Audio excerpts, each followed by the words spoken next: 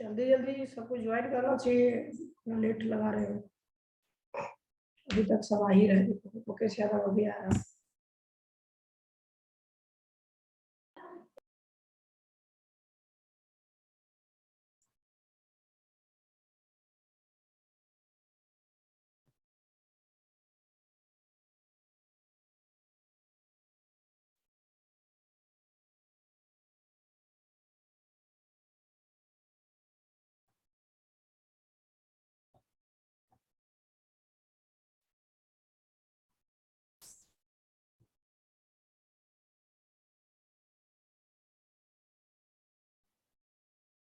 इससे ज्यादा ज्वाइन नहीं हुआ।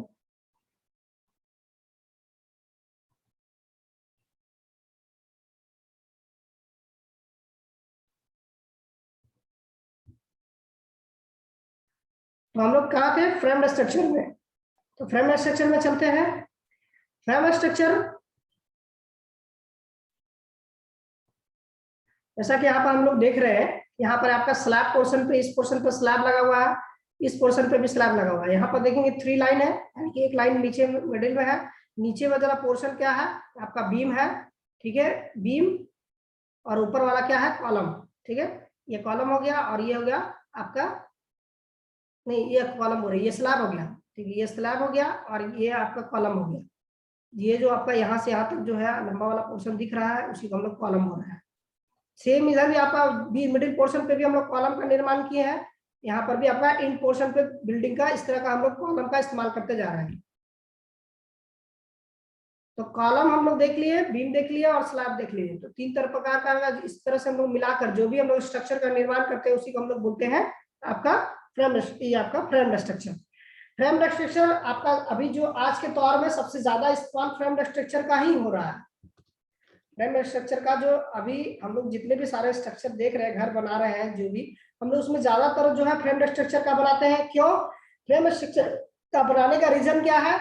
ये मेरा सुटेबल क्या हो जाता है कि हाई राइज बिल्डिंग भी बन जाता है। हम लोग 3 तल्ला से चाहे 4 तल्ला बनाए, 5 तल्ला बनाए, ये हम लोग बना लेते हैं। इसके बाद क्या होता है कि 5 तल्ला के बाद फिर आपका इसके साथ हम लोग एक चीज का और ध्यान रखना पड़ता है कि हम लोग जो पार्टीशन के लिए जितने प्रकार का वॉल का इस्तेमाल करते हैं, वो आपका इसमें चेंज हो जाता है। हो सकता है कि हम लोग पार्टीशन में आप ब्रिक का इस्तेमाल कर रहे थे, यहाँ पर एल्युमिनियम प्लेट्स का इस्तेमाल करेंगे अंदर में। हो सकता है कि वहां पर हम लोग टिम्बर का जो है प्लाईवुड का इस्तेमाल करेंगे अंदर पार्टीशन देने के लिए। इस तरह से यानी कि जो वॉल है मेरा, उसका भी थिकनेस को कम कर दे रहे हैं, यानी कि मिनिमम 2.5 इंची का वॉल हम लोग लगाते हैं, ठीक है, नीचे पार्टीशन के लिए। जैसे कि आपका बाथरूम वाला पोर्शन होता है, लो कॉस्ट का भी तो होगा ना? नहीं, इसमें ये हाई कॉस्ट का होगा, ठीक है। ये हाई कॉस्ट में चला जाता है, यानी कि इकोनॉमिकल में ही हम लोग इसको कंसीडर कर रहे हैं, ठीक है। इकोनॉमिकल हो जाता है इस तरह, इकोनॉमिकल में हम लोग इसका यूज कर रहे हैं। इसके साथ में हम लोग जो एक्सटर्नल वाल है, सिर्फ एक्सटर्नल में ही हम लोग क्या करते हैं कि ब्रिक का इस्तेमाल करते हैं या फिर स्टोन का इस्तेमाल करते हैं, ठीक है। स्टोन और ब्रिक का इस्तेमाल करने के बाद क्या क्या हो रहा है कि हम लोग यहाँ पर जो लोड है, लोड को भी आपको कैरी कर सकता है, यानी कि जो स्टोन और ब्रिक वॉल करेंगे उसका भी वॉल का भी पोर्शन को यह आपका झेल सकता है। और जितने प्रकार का वॉल में हम लोग जो आपका फ्रंट लगा है, उसमें क्या होगा, उस जितने प्रकार का वॉल लगेगा वो क्या होगा, सारा वॉल क्या कहलाएगा? Non load bearing wall. उसको हम लोग बोलेंगे कि नॉन लोड बियरिंग वाल। उसमें वाल में आपका लोड नहीं प्रोवाइड किया रहेगा, लोड उसमें वाल के अंदर में लोड नहीं रहेगा, सिर्फ जो है आपका वाल बना रहेगा सिर्फ पार्टीशन के लिए, एक्सटर्नल के लिए हम लोग ऊपर पोर्शन तक उसको ब्लॉक कर देंगे, इस तरह का निर्माण करते हैं।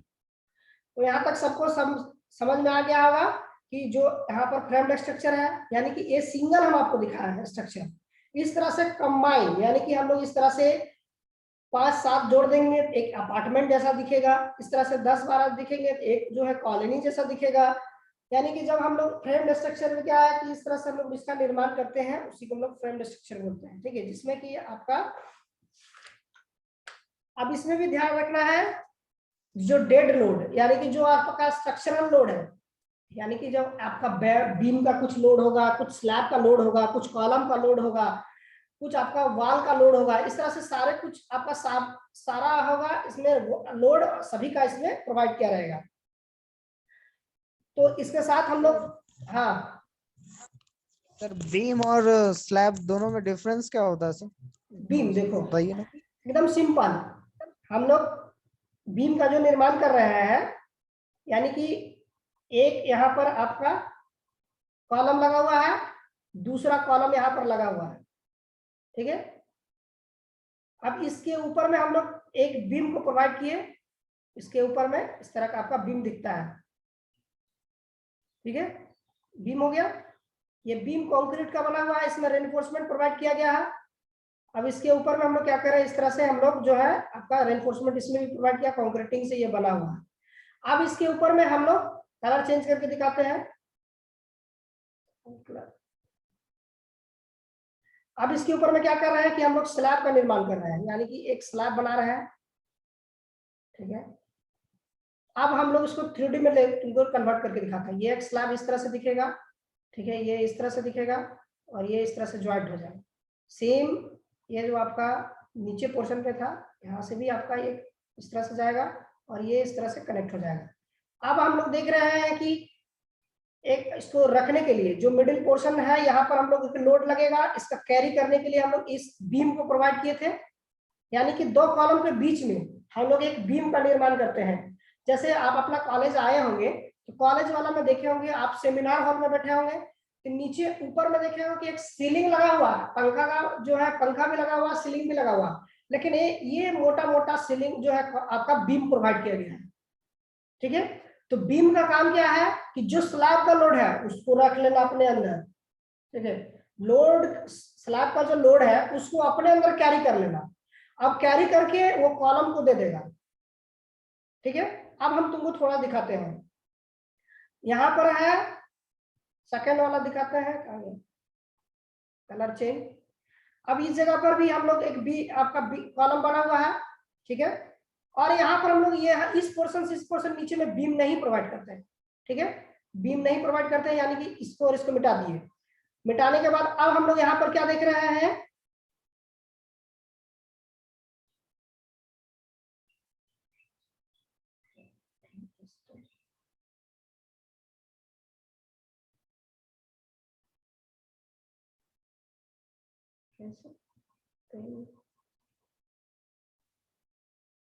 हाँ यहाँ पर देखो, अब यहाँ पर जो होगा हम लोग कोई भी ब्रिक को जोड़ते हुए नीचे से आएंगे, ठीक है, एक ब्रिक को यहाँ से जोड़ते जोड़ते जोड़ते जोड़ते ऊपर तक लाएंगे, इस पोर्शन तक जोड़ेंगे, इस पोर्शन पे भी ब्रिक को लगाएंगे, इस तरह से आपका ब्रिक ज्वाइंट करते करते इस पोर्शन तक आएगा, ठीक है।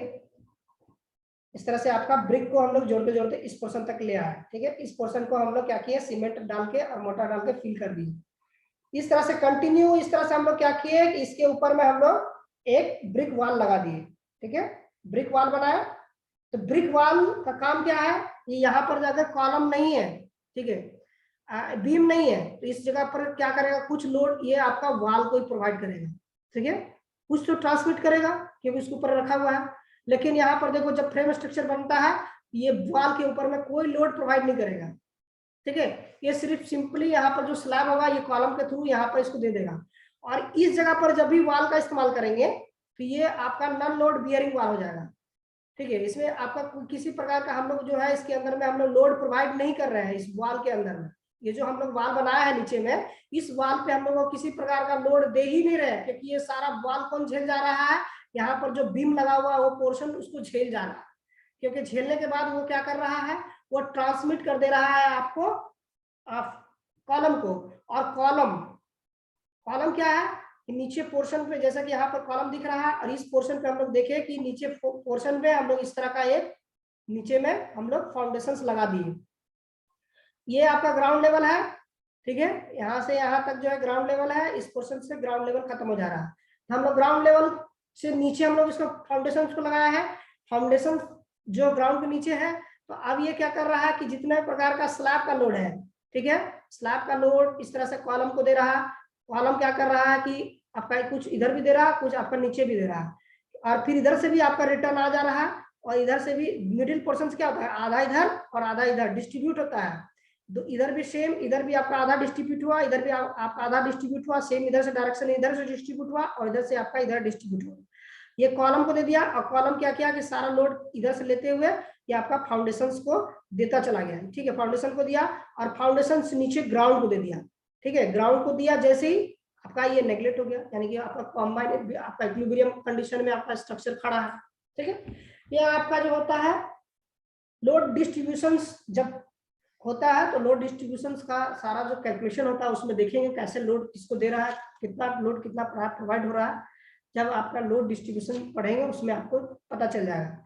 सिर्फ हम लोग को जानना है कि लोड बियरिंग स्ट्रक्चर क्या है, फ्रेम स्ट्रक्चर क्या है। तो हम लोग देख लिए कि इस तरह से हम लोग बीम बना हुआ है, बीम से नीचे प्रोवाइड कर दिए, यानी कि इस तरह का जितना भी सारा है ये लोड क्या कर रहा है, नीचे ग्राउंड को देता चला जा रहा है, मतलब नीचे की ओर ट्रांसफर होते जा रहा है, इधर की ओर इधर से हो गया, और इधर से आपका इधर की ओर। तो ये आपका कुछ तो यहाँ पर ये डब्ल्यू लोड लगा हुआ है, ठीक है, लोड है, यानी कि इसमें भी आपका जैसे कि आपका कुछ आपका लोड जो है एटमॉस्फेरिक लोड भी इसमें ऑटोमेटिक लगा हुआ है, क्योंकि आपका कुछ हवा के कारण, कुछ विंड के कारण, कुछ आपका स्लैब का है, आपका खुद का बिल्डिंग का स्ट्रक्चर का लोड है। तो सारा लोड क्या कर रहा है, ये आपका इस तरह से डिस्ट्रीब्यूट होता हुआ नीचे ग्राउंड को जा रहा है। तो लोड डिस्ट्रीब्यूशन देख लिए कैसे हो रहा है, नीचे की ओर ग्राउंड में कैसे जा रहा है, सारा कुछ पढ़ लिए। तो सर कॉलम और स्लैब में डिफरेंस क्या है? वो स्लैब देखो आपका, देखो जब टॉप में दिखाता है डिफरेंस सर, हाँ डिफरेंस देखो, कॉलम क्या है और आपका स्लैब क्या है, नहीं हाँ बीम और स्लैब ना। तो बीम ये पोर्शन हो गया, और स्लैब इस पोर्शन से लेकर इस पोर्शन का पूरा छत का जो पोर्शन होगा ये हम लोग का बीम होगा, स्लैब होगा। अब यहाँ पर देखेंगे सेम डायरेक्शन में इधर भी आपका अगर बीम प्रोवाइड करेंगे तो इस तरह से आपका बीम कनेक्टेड रहेगा, इस तरह से इसका बीम कनेक्टेड रहेगा, और इस तरह से आप लोग देखेंगे इस तरह से बीम लगा दिए, और यहाँ से आपका एक फाउंडेशन नीचे ले जाएंगे, ठीक है, और इस पोर्शन से नीचे आपका एक कॉलम ले जाएंगे, और इधर से भी आपका कॉलम जाएगा, और यहाँ से आपका कॉलम जाएगा। और ये जो फुल एरिया है यानी कि ये आपका जो फुल एरिया, ये पूरा जो क्या है स्लैब लगा हुआ है। स्लैब क्या होता है और आपका ये क्या होता है, तो स्लैब क्या है कि जो फुल एरिया यानी छत का जो पूरा ऊपर में हम लोग जो 5 इंची और 6 इंची का हम लोग वहां पर जो स्लैब लगा है, और नीचे घर में देखे होंगे कि वाल के ऊपर में किसी पोर्शन पे लगाते हैं, और कहीं पर पंखा जहां देते हैं वहां पर नीचे देखेंगे कि कुछ पोर्शन पे एक्स्ट्रा नीचे की ओर आपका इस तरह से आपका स्क्वाड शेप में हम लोग वहां पर देखे होंगे कि इस तरह का एक बीम लगा हुआ है। समझ में आया? तो बीम का काम क्या है कि जो स्लैब का लोड है उसको झेलने का काम करता है। जहां पर आपका स्पान का एरिया यानी कि दो आपका यहां से लेकर इसका डिस्टेंस अगर 3 मीटर से ज्यादा है उस जगह पर हम लोग बीम का इस्तेमाल करते हैं। ज्यादातर बीम का इस्तेमाल 3 मीटर से हम लोग करना शुरू कर देते हैं।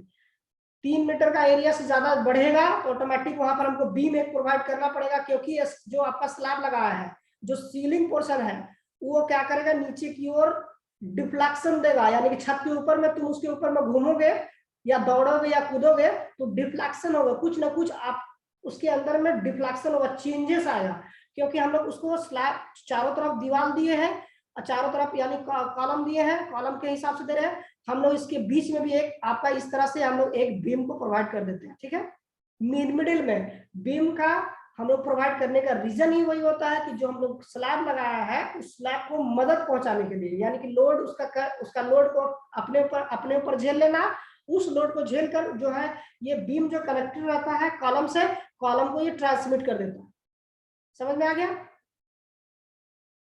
जैसे कोई भी आप अपना घर में टेबल देखे होंगे, ठीक है, तो टेबल के नीचे में हम लोग क्या देखे हैं कि 4 वो पाया है उसका, या फिर चेयर देखे होंगे 4 पाया वाला चेयर भी होगा। अब नीचे में हम लोग एक पटरा लगा देते हैं, बैठने वाला पोर्शन, या फिर उसके ऊपर में खाने वाला पोर्शन, एक स्लैब लगा हुआ। जस्ट उसके नीचे क्या देखेंगे कि 2 पोर्शन को जोड़ने, जो जहां पर जुड़ा हुआ है, ठीक है, 2 कॉलम है, मतलब कि 2 आपका जो पाया, मतलब चारों पाया है, चारों पाया का अपर पोर्शन जहां पर हम लोग स्लैब को लगाया है, यानी कि देखो फिगर में दिखाना पड़ेगा तभी समझ आएगा।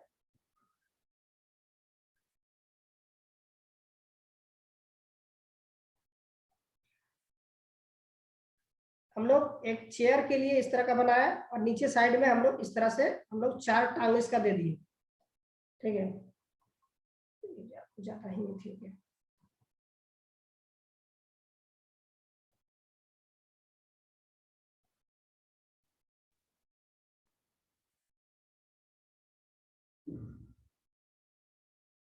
हम लोग 4 को इस तरह से बना दिए, समझ में आ गया? चेयर में या फिर आपका टेबल पे, टेबल का इस तरह से बनाते हैं। तो ये मेरा पोर्शन क्या कहलाएगा? बीम, ठीक है, ये पोर्शन कहलाएगा कॉलम। अब समझ में आ गया? अब हम लोग क्या करेंगे, इसके ऊपर में पटरा बिछा देंगे। यहाँ के ऊपर में हम लोग पटरा लगा दिए, फुल आपका इस साइज का हम लोग पटरा खरीद के लाए और इसके ऊपर में कवर्ड कर दिए। जो कवर्ड किए हैं वो मेरा स्लैब है। समझ में आ गया? समझ में आ गया सभी को? अरे हाँ या ना तो बोलो। कौन पूछा था ये Yes, सवाल? sir. सवाल कौन पूछा था? ये सर आ गया समझ में। आ गया? मतलब जो कवर रहेगा उसी को हम स्लैब बोलेंगे। उसको स्लैब बोलेंगे। और जो यहाँ पर देख रहा है कि हम लोग, तुम्हारा घर होगा तो घर में देखो, सर उठाकर देखो, कहीं ना कहीं बीम प्रोवाइड किया होगा, अगर इस तरह का फ्रेम स्ट्रक्चर बना होगा तो। अगर लोड बियरिंग स्ट्रक्चर होगा तो उसमें आपका कॉलम का जो मतलब कि बीम हम लोग नहीं प्रोवाइड करते। लेकिन जैसे ही आपका जो ये आपका आ जाता है फ्रेम स्ट्रक्चर, तो फ्रेम स्ट्रक्चर में यहाँ पर आपका जैसे कि ब्लू कलर का दिखाया कि नीचे हम लोग टेबल के नीचे भी देखो, हाथ लगा कर देखो, टेबल के नीचे एक लगा हुआ पोर्शन होगा, ठीक है, और एक उसके ऊपर में हम लोग एक स्लैब प्रोवाइड किए। समझ में आ गया? कोई Yes, डाउट? नहीं डाउट। तो हम लोग को फ्रेम स्ट्रक्चर भी समझ में आ गया कि क्या होता है।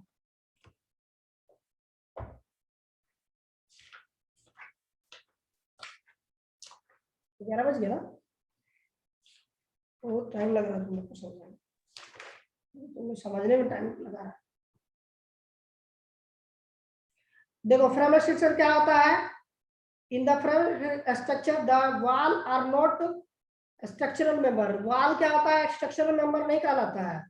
They do not carry the weight of the slab, मतलब कि वो वेट भी आपका कैरी नहीं करता है। इसमें हम लोग जो स्लैब का, इसमें हम लोग फ्रेम स्ट्रक्चर में नहीं करते हैं, सिर्फ जो हम लोग फ्रेम लगाते हैं।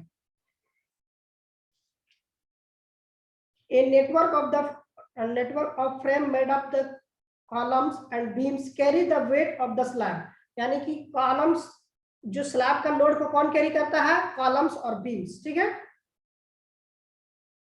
They walls are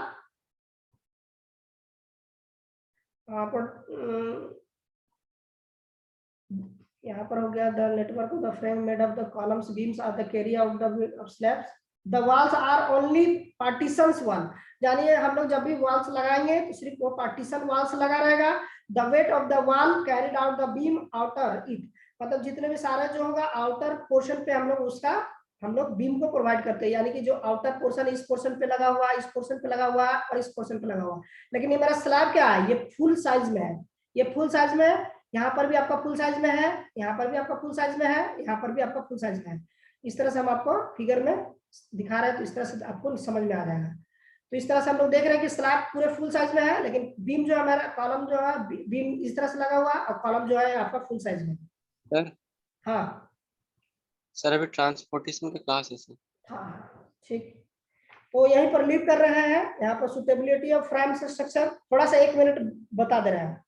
क्या होता है कि फाउंडर्स, यहाँ पर जो फाउंडेशन बनाते हैं सुटेबल फाउंडेशन का निर्माण करते हैं, साथ ही साथ इसका क्या हार्ड स्टार्टअप तक इसको हम लोग ले जाते हैं। It is suitable for the normal speed work, यहाँ पर नॉर्मल स्पीड से हम लोग कंस्ट्रक्शन करते जाते हैं। अर्थ वर्किंग जोन में इसका काम कर सकते हैं, और मल्टी स्टोरेज बिल्डिंग का यहाँ पर जितने भी सारे कंस्ट्रक्शन है उसका निर्माण से हम लोग यहाँ पर बना लेते हैं। ठीक है, यहाँ पर सुटेबिलिटी हो गया और आपका कंस्ट्रक्शन भी हो गया। तो हम लोग आपका प्रोवाइड कर दिए हैं, आप इसको देख लीजिएगा। नेक्स्ट क्लास में लोड बियरिंग कंपोजिट स्ट्रक्चर के बारे में डिस्कस करेंगे।